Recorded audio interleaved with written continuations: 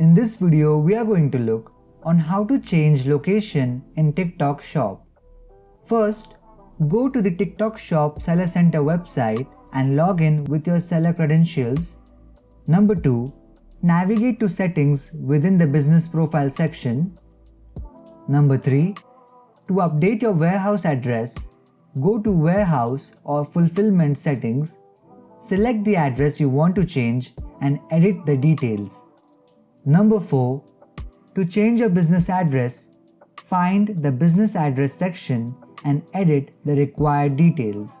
Number 5, supporting documents. In some cases, TikTok Shop might ask for verification.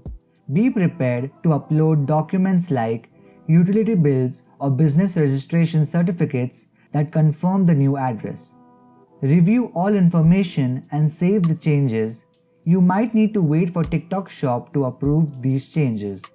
I hope this helps you.